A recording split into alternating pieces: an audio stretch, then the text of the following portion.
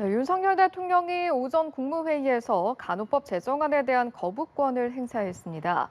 간호법 제정을 요구해온 대한간호협회가 집단 행동을 예고한 터라 의료대란 등 파장이 예상되는데요. 한편 정치권은 코인 의혹으로 탈당한 김남국 의원 후폭풍이 계속되고 있습니다. 주요 정치권 이슈들 짚어보죠. 이종근 시사평론가, 황명선 전 더불어민주당 대변인 나오셨습니다. 두 분 어서 오십시오. 네, 안녕하세요.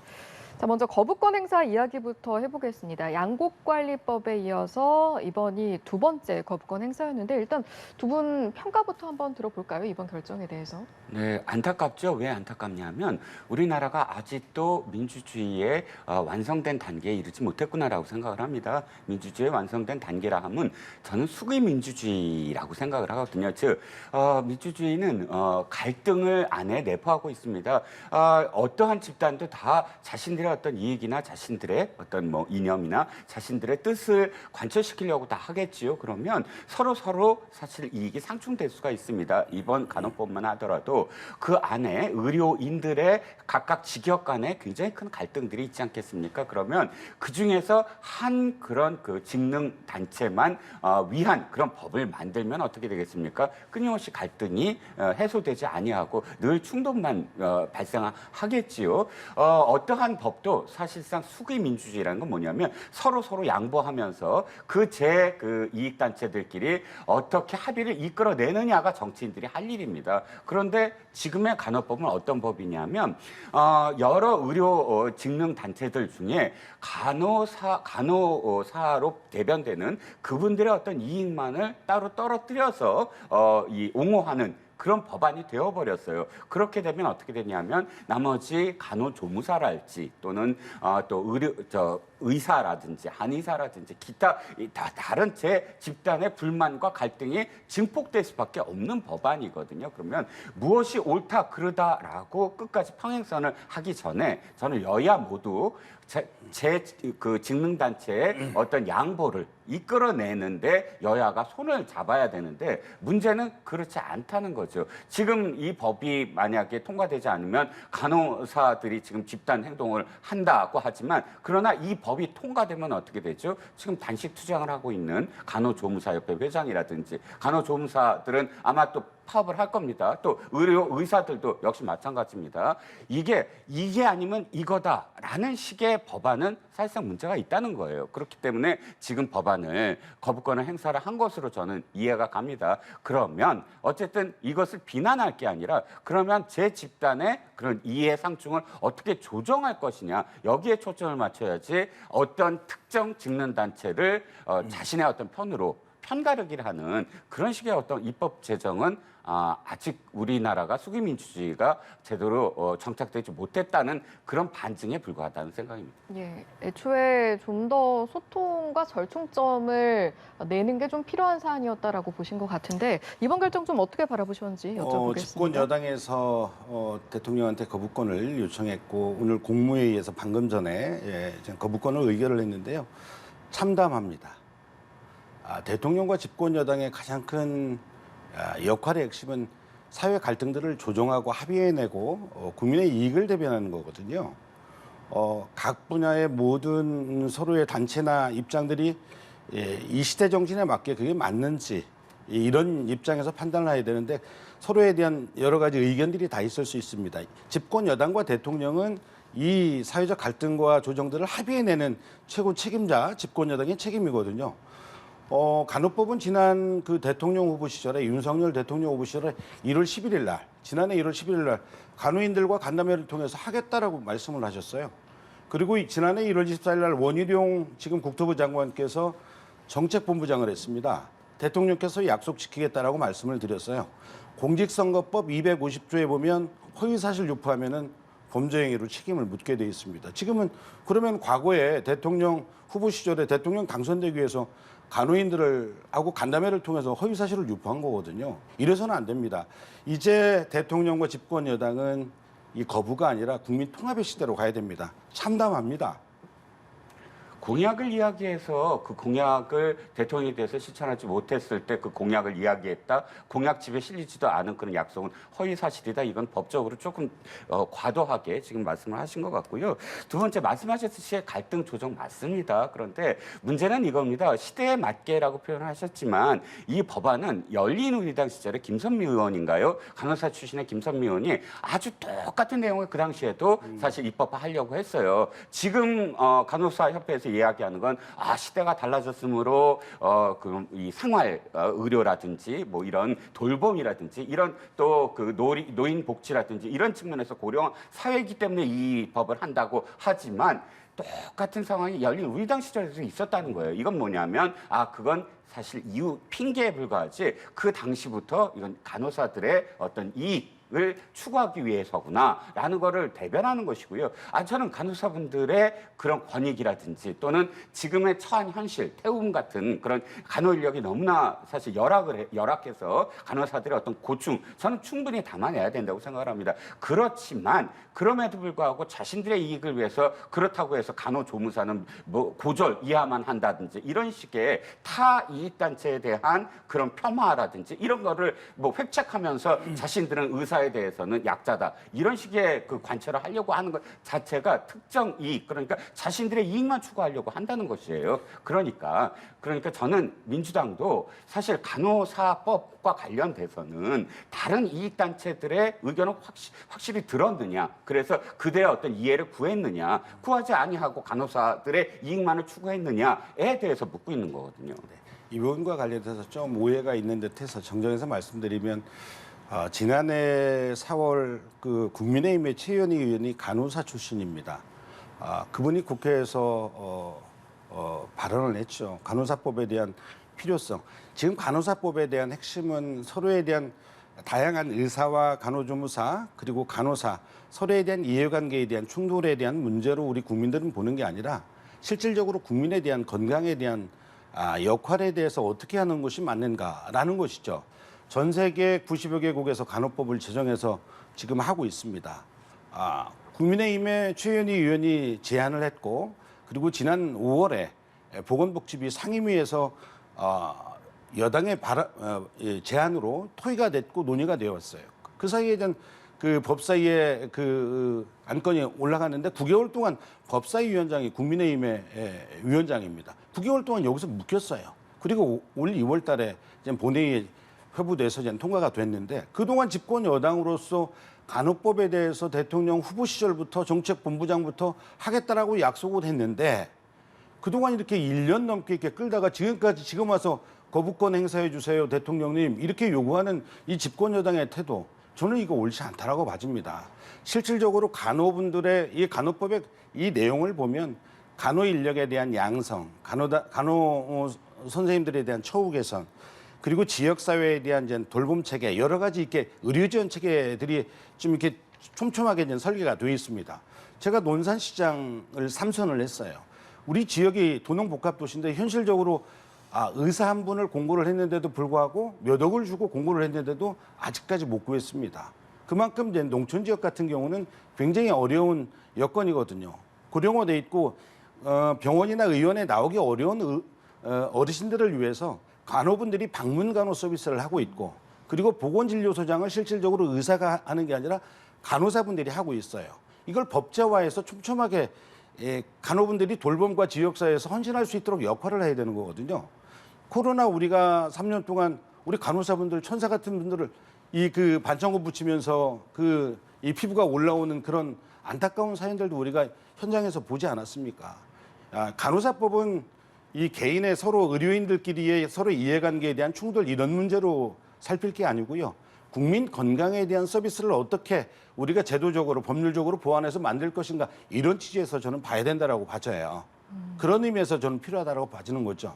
그리고 간호조무사와 관련된 내용에 대해서 학력에 대한 고졸, 학력에 대한 제한 이 부분에 대해서는 조금 오해의 소지가 있는 것 같은데 2012년 보건복지부에서 이게 만든 법안입니다. 간호법에 이번에 포함만 됐을 뿐이고요. 지난 2022년도에 간호조무사 시험의 40% 합격자가 대졸 출신입니다. 그러니까 지금 언론에 알려진 바와 다른 이게 사실과 틀린 내용들이 지금 있다라는 것이죠. 오해가 없기를 말씀을 드립니다. 예, 이제 간호법 자체에 대한 이제 내용을 저희가 다루게 된 건데, 어쨌든 오늘 이 거부권이 행사가 됐고, 대한간호협회에서는 거부권을 행사를 하면 단체 행동에 나서겠다라고 이야기를 했기 때문에 앞으로 또 이게 파장이 어디까지 갈지도 저희가 한번 예상을 해봐야 할 것 같은데요. 네. 의사들의 파업 또는 간호조무사의 파업은 그쳤는데 이제 간호사들의 파업이 이 전개가 될 것 같습니다. 이렇게 말씀드리는 건 어쨌든 이 문제는 어떻게 말씀을 하시든 간에 사실상 그 안에 있는 법은 지금 의료법과 큰 차이가 없어요. 실제로 예를 들어서 이 법이 통과됐을 때 의료 현장에서 갑자기 뭐 바뀌는 건 하나도 없습니다. 실질적으로 바뀌는 게 없어요. 그런데 간호사들은 만세를 부르고 다른 그 직능단체들은 전부 다 지금 파업을 돌입한다는 겁니다. 왜? 이 법 자체가 앞으로 개정을 해서 벌어질 일들에 대한, 그러니까 그 갈등에 대한 두려움이거든요. 그러면 어차피 지금 어느 직능단체를 우선해야 된다? 뭐 간호사들은 천사면 간호조무사나 뭐 의사는 악마는 아니잖아요. 그러니까 특정 직능단체가 천사다가 중요한 게 아니고 지금 의료인 모두가 사실은 다 의료 현장에서 힘들게 지금 환자들 돌보고 있습니다. 간호사만 돌보는 거 아니거든요. 그렇다면 그 모든 사람들이 그래도 한 발짝 반발짝씩 양보할 수 있는 그 선이 무엇인가에 대한 고민을 해야 되는 것이지 여기서 누구는 천사고 누구는 천사가 아니다라는 이런 갈라치기의 그런 시각으로 이 법을 바라봐서는 안 된다는 그렇죠. 이 실장님 저 말씀에 동의합니다. 갈라치기가 돼서는 안 돼요. 이 간호법 제정에 대한 가장 큰 핵심은 우리 이 정부나 국민 입장에서 바라보는 관점은 실질적으로 국민들의 건강이거든요. 건강을 하는 데 있어서 의료인들의 각각의 역할들이 있는 것이죠. 이런 입장에서 간호법 제정에 대해서 과거부터 요구가 됐었고 지난 대선에 여야의 모든 대통령 후보들이 다 간호법 취지에 대해서 동의했고 본인들이 당선이 되면 하겠다라는 입장이었어요. 그리고 여당의 국민의힘의 최현희 의원이 국회에서 발언을 하고 그리고 제안을 통해서 1년 동안 지금까지 왔어요. 국민의힘 주권 여당에서 이게 그 의료인들의 그 직능 분야의 갈등 이런 문제가 아니라 그동안 1년 동안에 서로에 대한 논의와 타협을 할 수 있는 여건들이 있었거든요. 사회적 갈등을 조정할 수 있는 시간들이 있었는데 불구하고 지금까지 손 놓고 있다가 국회에서 통과가 되니까 대통령한테 이거 거부권 행사해 주세요. 이건 저는 집권 여당으로서 책임 있는 자세가 아닙니다. 저는 대통령도 마찬가지예요. 대통령은 국민을 통합해야 됩니다. 집권 여당을 대변하는 대통령이 되어서는 안 되죠. 국민의 건강, 그리고 국민들의 의료 서비스를 어떻게 촘촘하게 체계적으로 이 시대에 맞게 할 수 있는 것인가. 이런 입장에서 또 대통령 후보로서 그 당시에 간호협회 임원들하고 간담회를 했잖아요.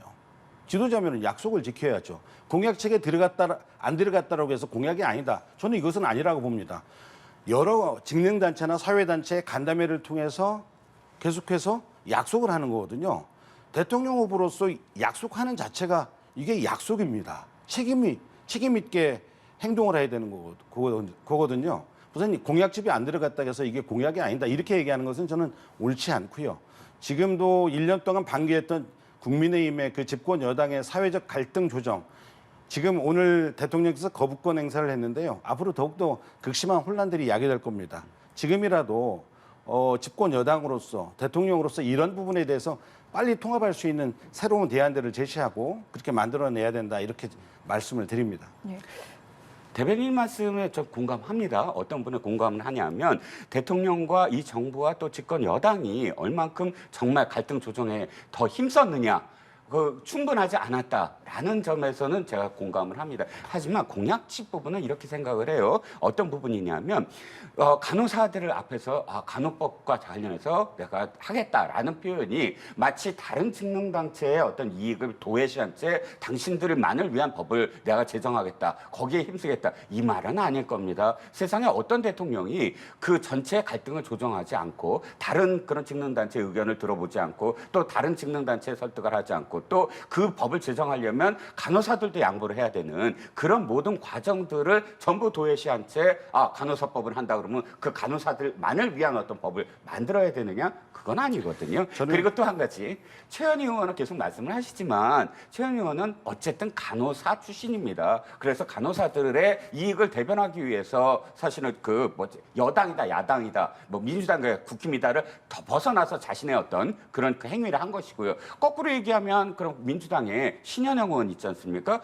당론을 도외시한 채 지금 이 법안에 대해서 홀로 반대를 했습니다. 왜? 의사 출신이니까. 그러면 똑같은 거거든요. 계속 이제 최현희 의원을 말씀하시지만 똑같이 민주당에도 그 법에 반대한 신 의원이 있다는 겁니다. 저는 대통령과 집권 여당의 국민들이 선택해 줬으니까 책임은 선출직 지도자들에 대한 책임은 국민과의 약속을 지키는 일입니다. 이 부분에 대해서는 다시 한번 지적을 하고 싶고요. 그리고 과거의 대통령 후보 시절에 해병대 독립 그리고 논산의 그 육군사관학교 이전 이런 게 다 공약이거든요. 직접 말씀하셨고 지역에 와서 발표도 했거든요. 저는 책임 있는 그러니까 국민과의 약속을 했던 내용에 대해서는 책임 있게 실천하는 게 저는 대통령과 집권 여당의 저는 책임 있는 자세라고 봐집니다. 네. 공약 포함 여부를 두고서는 이제 여야도 계속 공방이 이어지고 있는데 일단 앞으로 좀 상황이 어떻게 흘러갈 것인가라고 봤을 때 민주당에서는 이제 재의결에 나서겠다라고 하고 있는 상황이고 오늘 오전에 이제 윤석열 대통령은 거부권 행사를 했단 말이죠. 사실은 정치적으로 이런 결정이 두 번째 결정인데 윤석열 대통령에게 부담이 되지 않겠는가 이런 시각도 있는데 어떻게 보십니까?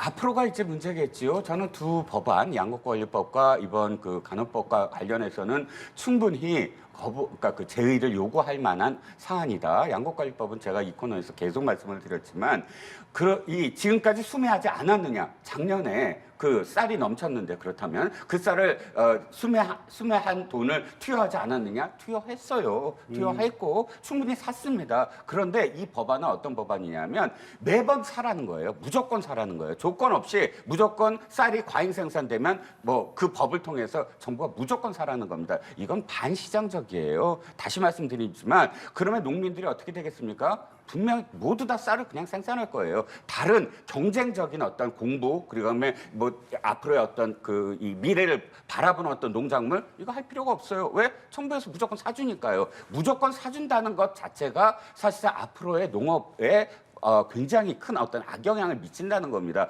매년 사실 수매를 위해서 어마어마한 돈이 들어갔어요. 한 번도 안 들어간 적 없어요. 만약에 그렇게 안 들어갔다면 법을 제정을 해야 되겠죠. 그렇지만 어떤 정부도 매년 수매를 위해서 그때 돈이 투여가 됐습니다. 하지만 못 박진 말잔 말이죠. 그런데 그것을 강행하는 것 이건 굉장히 다른 여타 작물을 죽이는 일이라 해서 양곡관리법 이번에 간호법은 뭐 대변인님하고 충분히 또 말씀을 나눴으니까 이 두 법안은 충분히 전 국민들한테 설득할 여지가 있다고 봅니다. 근데 앞으로 어떻게 되느냐에 대한 문제는 이 거부권을 행사하기 전에 사실은 대통령도 야당에 충분히 어떤 뭐랄까요 협조를 구하는 그런 이 협치 모드로 가야 되고 거부권 행사 전에 야당도 어쨌든 여당과 관련돼서 국회에서 충분한 어떤 수구 민주주의 모습을 보여줘야 되는 게 아니냐는 생각입니다. 그럼요. 우리 이 실장님 말씀대로 대통령도 국민의힘도 야당과 충분히 협치와 토론과 논의를 통해서 만들 수 있어야 된다라고 말씀 주셨는데 전적으로 동의합니다. 대통령 취임 이후 1년 됐습니다. 1년 됐는데 지금 벌써 민생과 관련된 양곡관리법 그리고 간호법 두 가지 법안 자체가 지금 대통령이 거부를 했거든요. 대통령을 우려하는 것이 아니에요. 국민들의 삶이 우려되고 우리 농민들, 국민의 건강이 우려되는 것이죠. 과거의 역대 대통령들에 대한 그 거부권 행사를 보면 박근혜 대통령 때 한 번, 이명박 대통령 때 한 번, 문재인 대통령 때는 거부권이 없었어요. 근데 거부권 행사를 하는 대다수의 내용들을 보면 국방과 외교와 국익과 관련된 내용들입니다. 이게 민생과 관련된 내용들 아니에요. 저는 이렇게 거부권 행사를 자주 하게 되면 대통령이 국민을 걱정해야 되는데 대통령이 국민을 걱정하는 그런 지금 시대가 됐거든요.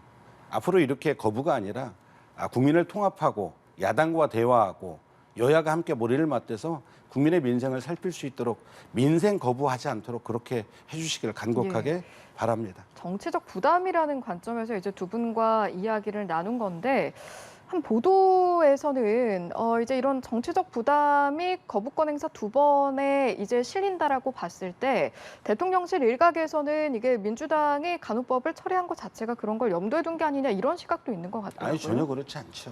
예. 그리고 앞서 말씀드린 대로 우리 그 실장님께서 그 양곡관리법 이야기했는데요. 약간 제가 좀 정정을 해서 오해가 있는 부분이 있는데 양곡관리법은 무조건 쌀을 국가가 정부가 이렇게 다 이렇게 수매해 준다 이렇게 돼 있는데 사실 그렇지 않습니다. 양곡관리법은 과거에 기재부에서 할 수 있다를 해야 한다로 이렇게 강제하는 조항이거든요.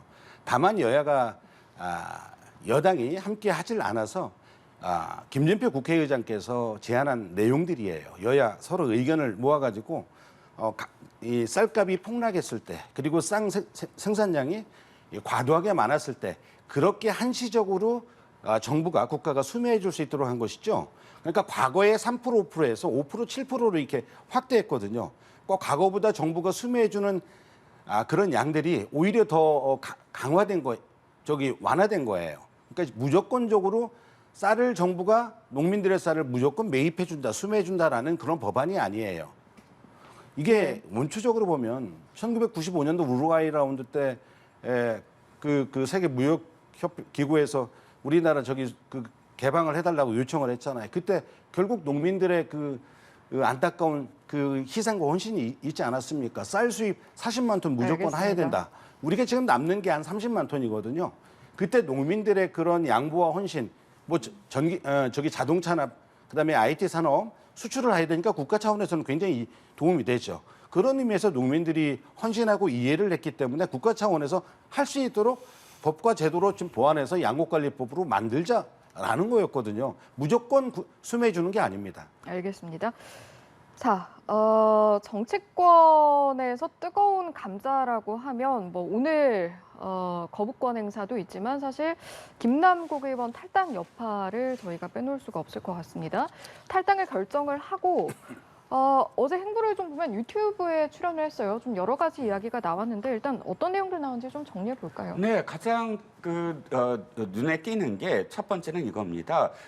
인정을 했어요. 즉 상임위 활동 중에 코인 매매 행위를 매도 행위를 했다라는 점을 김남국 의원이 처음으로 인정을 했습니다. 그런데 인정한 것과 같진 좋았는데 그 다음에 덧붙이는 말이 도리어 더 후폭풍을 지금 낳고 있습니다. 어떻게 말을 했냐면 그런데 실제로 그 한 금액을 보면 몇천 원에 불과하다 이렇게 덧붙인 거예요. 이 부분이 왜 후폭풍이냐면 사실 그 행위가 얼마를 했느냐가 중요한 게 아니거든요. 국회의원이 1년에 1억 4천만 원의 세비를 받는 건 그만큼 그 세비를 통해서 안정적인 어떤 그 다른 거 생각하지 말고 국정에 힘써라. 그 국회의원으로서 역할에 힘써라라는 그런 의미인데 그 시간 아주 엄중한 시간 더군다나 민주당이 그렇게 중요하다고 생각했던 뭐 법안을 뭐 통과시키는 상황이라든지 법제사법위원이었으니까 또 한동훈 법무장관에 대한 문제, 이태원 참사에 대한 문제 이런 민주당이 아주 주력하고 있던 그 시간대에 매매 행위를 한 것 자체에 대해서 스스로 반성하고 성찰을 하는 것이 아니라 도리어 더 거기에 대한 어떤 변명이 액수로 이야기하는 몇천 원에 불과했다든지 또 자신은 곧 이제 돌아온다든지 하루도 안 지났는데 반성과 성찰의 모습이 전혀 없는 그런 변명과 해명과 도리어 또 역으로 그냥 돌아간다라는 그런 그 SNS 글까지 이어지면서 이 지금 이 김남국 의원을 포함해서 김남국 의원이 문제가 아니라 민주당 자체에 대한 어떤 비판이 훨씬 더 크게 이루어지고 있다는 겁니다. 예, 저희가 대변인 말씀을 듣기 전에 조금 전에 다뤘던 거부권 행사 관련해서 속보가 들어서 잠시 전해드리겠습니다. 윤석열 대통령이 국무회의에서 의결한 간호법 제정안 제2요구안을 최종 제거했다고 대통령실이 조금 전에 밝혔다는 소식인데요. 지난 4월 양곡관리법에 이어 이번이 임기 두 번째 거부권 행사입니다. 국회로 돌아가는 간호법 제정안, 재적의원 과반 출석의 3분의 2 이상 찬성으로 재의결이 가능하지만 여당인 국민의힘이 3분의 1이 넘는 만큼 사실상 어려울 것으로 보이는 상황인데요. 관련 속보 전해드렸고요. 이제 관련해서 좀 더 추가로 들어온 소식이 있으면 또 신속하게 정리해서 전해드리겠습니다. 저희가 앞으로의 재투표, 재의결 과정도 이 시간에 다뤄보겠습니다만 오늘은 또 충분히 간호법 관련해서 다뤄봤기 때문에 다시 돌아오겠습니다. 김남국 의원 어제 유튜브에 출연해서 굉장히 많은 이야기를 해주셨고 또 그중에 이제 처음으로 눈에 띈다고 꼽아주셨던 게 상임위 도중에 거래를 한 것에 대해서는 인정을 했다라는 부분이었는데 이제 네. 금액도 이야기를 했습니다. 그런데 금액을 떠나서 어제 해명을 했던 그 발언의 적절성 여부에서 봤을 때 좀 어떻게 평가하시는지 참 궁금합니다. 안타깝죠. 국회의원의 이 직무는 국민의 삶을 위해서 국민들이 선택한 대표자 아닙니까? 국회 안에서 회의 중에 금액과 상관없이 그렇게 한다는 것은 정말 옳지 않죠. 예, 그것은 정말 비판받아 마땅합니다. 다만 지금 현재 가상화폐 코인과 관련돼서 김남국 의원의 문제가 아니라 과거에 이준석 전 대표도 코인 거래를 통해서 선거 3번 치를 정도의 그런 수익을 냈다라고 이야기를 했습니다. 이것은 비단 김남국 의원이 지금 이슈가 되고 있는데요. 여야 정치인들 그리고 이와 관련돼서 재산 등록해야 될 그 공직자들까지 포함해서 저는 법제화가 필요하다라고 봐집니다. 예. 미국에서는 지금 이 가상화폐 코인 거래가 지금 합법화돼 있거든요. 중국은 불법이에요. 그런데 우리는 모법이에요. 그런데 이게 불법은 아니지만 제도적으로 굉장히 법적으로 잘 보완이 안 돼 있어요. 그러다 보니까 이런 문제가 발생이 되는 거거든요. 어제 압수수색도 들어가고 가상화폐 거래소 지금 검찰이 이제 조사를 시작했는데요. 예. 법대로 그것은 이제 진행이 되겠지만 다만 이 기회에 여야 모든 정치인들 그리고 재산 신고하는 공직자들이 재산 신고할 수 있도록 법제화하는 데 저는 필요하다고 보고요. 예. 이 기회에 국민들의 불신들이 굉장히 극도로 이렇게 정치인들한테 떨어져 있어요. 예. 여야 모든 국회의원들 전수조사해서 국민들한테 이렇게 보일 필요가 있습니다. 예. 그래서 정치권이 신뢰를 얻을 수 있죠. 알겠습니다. 뿐만 아니라 보좌진과 그리고 정부부처의 공직자들도 재산 등록할 수 있도록 법제화가 반드시 필요하다. 과거에 보면 문재인 정부 때 LH의 땅 투기 그런 내용들이 있지 않았습니까? 그때 전수조사해가지고 법대로 또 처리하고 그렇게 하지 않았어요? 그 이후에 땅 투기 의혹이라든가 이런 문제에 대해서는 국회의원이든 공직자든 간에 많이 사라졌잖아요. 예. 그래 현실적으로 이게 지금 합법이지만 법과 제도가 미비해서 본인의 자산이지만 공직자의 재산 등록에 신고가 될 수 있도록 이렇게 강제적으로 돼 있지 않기 때문에 이런 문제가 발생하는 거 아니겠어요?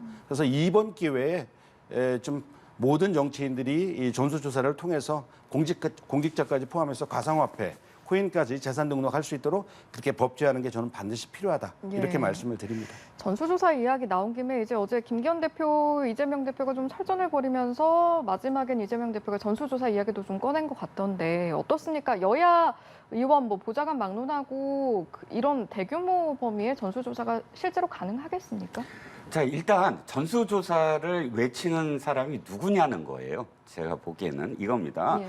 지금 이재명 대표가 얘기를 했어요. 이재명 대표가 전수조사해야 된다. 예. 제가 생각한 건 이겁니다. 자, 문제는 하나씩 봐야 돼요. 첫 번째 문제는 지금 이게 재산 등록을 안 해서 생긴 문제입니까? 그건 지금 현재 불법이 아니에요. 적법해요. 왜냐하면 골동품이니 주식이니 다 재산 공개에 들어가죠. 재산 공개가 안 돼 있어, 안 들어갔죠. 그런데 지금의 가장 큰 문제는 뭐냐면 상임위 활동 중에 코인 매매를 했다는 거예요.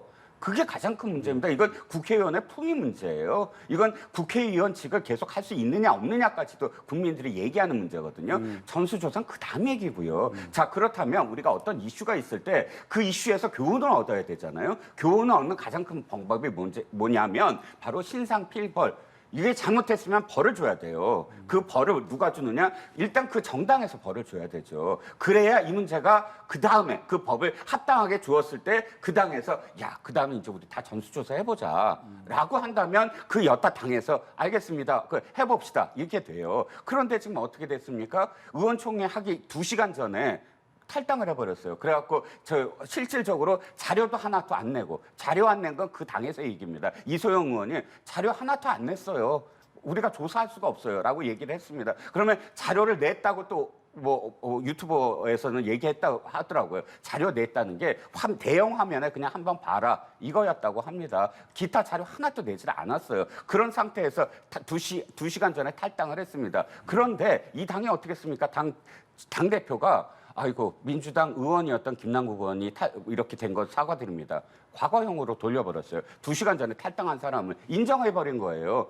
당대표라는 어떻게 해야 되죠? 아닙니다. 이거는 18조에 나와 있습니다. 내가 어저께 윤리심판원에 이거 윤리감찰 하라고 했으니까 그때부터 감찰이 개시된 겁니다. 탈당 안 됩니다. 이건 제명적으로 가야 됩니다. 라고 확실하게 선을 그어야 되고요. 그래서 의원총회에서 결론을 내리고 그 의원에 대해서 합당한 그 당의 어떤 모습을 보여줘야 되는데 하나도 되지 않았어요. 그런 상태에서 갑작스럽게 전 의원들이 다 목소리를 한데 모아서 윤리 제소를 해야 됩니다라고 했는데 의총 끝난 다음에 당대표가 그것도 빼버렸어요.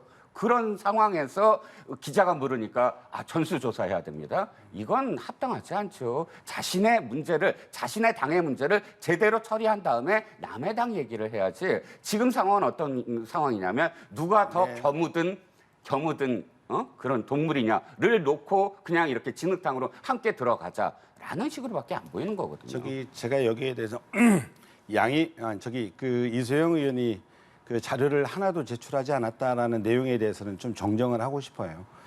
김남국 의원이 본인이 탈당하기 전에 본인이 그 조사를 받겠다라고 청을 하지 않았습니까? 그리고 자료도 상당수 냈습니다. 하나도 안 낸 것은 아니고요. 그래서 이 부분에 대한 정정과 그리고 의총을 했는데 윤리회부 모든 의원들이 다 그렇게 요구한 내용들은 아니었어요. 모든 의원들이 이재명 대표한테 요청을 해가지고 윤리회부해야 된다라는 것은 아니고 다양한 목소리들이 나온 것은 사실입니다. 그래서 이 두 가지에 대한 부분에 대해서는 오해가 없도록 말씀을 드리고요. 저는 오히려 김기현 대표가 이재명 대표한테 이 대표도 코인합니까? 이렇게 물었잖아요. 참 저는 이것은 옳지 않는 예의 없는 행동이라고 봐집니다. 실질적으로 여당, 야당 정치권의 문제가 아니에요. 지금 김남국 의원이 이렇게 지금 이슈가 돼가지고 있으니까 그 민주당의 김남국 의원 탈당했지만 이런 문제처럼 계속 이렇게 이슈가 부각이 되는데요. 여야 할 거 없이 선출직 공직자들 대부분 다 이런 부분에 대해서는 자유롭지가 않아요. 다만 아까 우리 실장님이 이야기했듯이 국회에서 회의 중에 이 코인 거래를 한다라는 것은 이것은 있을 수 없는 일이죠. 그것은 굉장히 잘못됐습니다. 다만 이런 문제가 이런 김남국 의원의 문제로 인해서 이재명 대표한테 코인합니까? 이렇게 묻는 것은 저는 옳지 않고요. 그러니까 얼마나 답답합니까? 이것은 정치권 또 이와 관련돼 있는 공직자들 모두의 문제라고 저는 생각합니다. 국민들의 입장에서 보면 이것은 김남국 의원 민주당의 문제가 아니라 여당 과거 이준석 의원도 코인했잖아요. 그렇게 그냥 한 번씩 이렇게 이슈 만들려고 이재명 대표는 코인합니까? 이렇게 얘기하는 것은 저는 굉장히 무책임한 거죠. 실질적으로 앞서 말씀드린 대로 전수조사를 통해서 앞으로 이거 재산 등록 의무화해야 합니다. 법제화해야 됩니다. 이렇게 하면 과거에 LH 땅 투기했던 공직자나 국회의원들 그 당시 다 출당하고 그랬지 않습니까? 그래서 소명하고 다시 입당한 경우가 있고 못 오는 경우도 있고 법적으로 처리된 경우가 있는데 그렇게 함으로 인해서 그 가상화폐 그 코인에 대해서 이후에 이렇게 논란의 소지가 없도록 이렇게 법제하는 게 저는 반드시 알겠습니다. 필요하다 이렇게 말씀을 드립니다. 한 말씀은 예.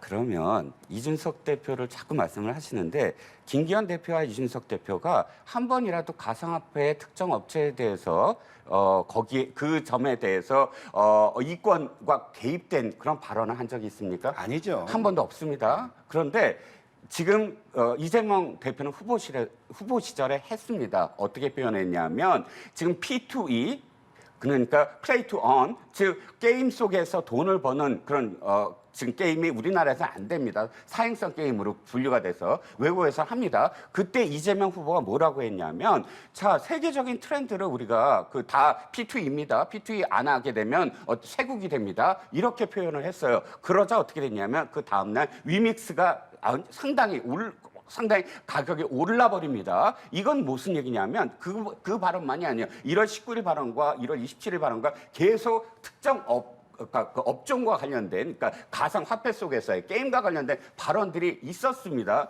그 이후로 계속 위믹스가 출렁거렸어요. 이런 점들을 두고서 이게 지금 게임과 관련된 어떤 가상화폐를 하느냐라는 발언은 충분히 저는 납득이 가는데, 인석 대표는 한 번도 특정 업체에 대한 어떤 이익을 대변하는 얘기 한 적이 없고요. 김기현 대표 역시 마찬가지라는 점입니다. 네, 그 중요한 것은 가상화폐 코인이 불법이 아니라는 거예요, 우리나라에서. 그러나 제도적으로 이게 법제화가 안 돼 있기 때문에 문제가 생기는 건데, 이재명 대표도 후보 시절에 법제화하자라는 거예요. 이렇게 이해하시면 되겠습니다.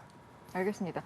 이제 두 분이 말씀을 하시면서 제가 대변인께 하나 여쭤봐야 되는 게, 앞서 이제 전수조사 관련해서 설명을 하시면서 뭐 이제 그 과정에서 과거에 있었던 뭐 탈당을 했다가 뭐 다시 입당한다라든지 그런 사례를 말씀해 주셨는데, 그 말씀을 하시니까 사실 김남국 의원이 탈당을 결정했을 때 올린 글에도 좀 잠시 떠나겠다라는 언급이 있었고, 그리고 그 결정을 하고 하루 지난 뒤에도 지지자들에게 돌아가겠다라고 이야기를 해서 지금 민주당 내부에서도 비판의 목소리가 나오더라고요. 김남국 의원님은 개인적으로 보면 굉장히 아주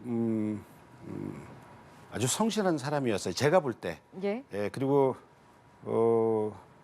열심히 의정 활동도 했죠. 그런데 이번에 이 사태를 보면서 굉장히 안타까운 마음들이 있는데, 탈당한다라는 것은 지금 내년 4월이 총선 아닙니까? 탈당하고 1년 안에는 복당을 할 수가 없어요.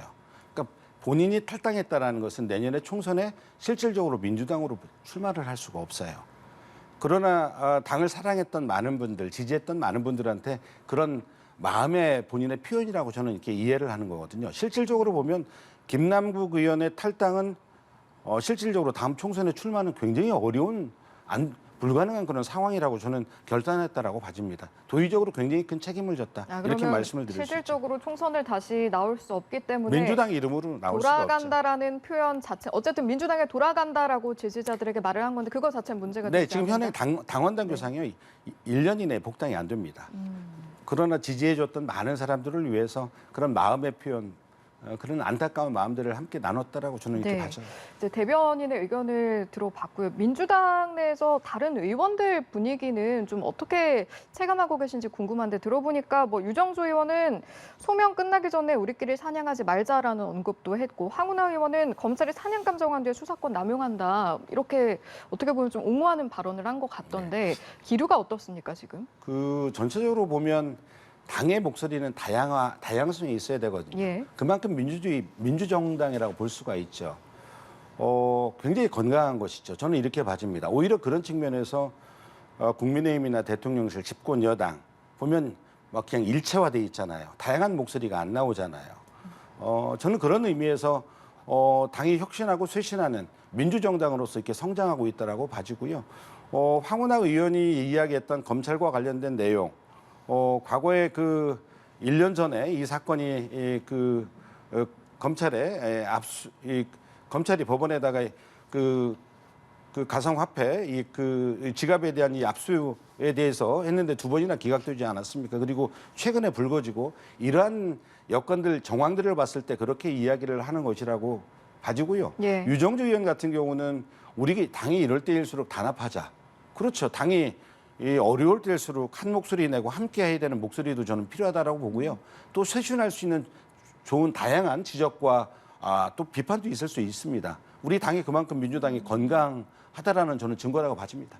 다양한 목소리가 나오는 것 자체가 건강한 증거다라고 말씀하셨는데, 손혜원 전 의원은 김남국 살리기 프로젝트에 나서겠다 이런 언급까지 있었습니다. 네, 손혜원 의원은 자신의 약속부터 지켜야 될 것 같아요. 자신이 언론에 그렇게 많이 얘기를 했죠. 전 재산을 다 내놓겠다. 차명 거래인 게 목포의 부동산 자신이 산 게 차명 거래인 게 밝혀지면 전 재산을 걸겠다. 다 내놓겠다라고 몇 번씩이나 공언을 했습니다. 어떻게 됐습니까? 대법원에 지금 확정 판결을 받고 차명 거래임이 드러났음에도 불구하고 그 약속 아직도 안 지킵니다. 그런데 보니까 지금 이 김남국 의원과 똑같더라고요. 탈당했고요.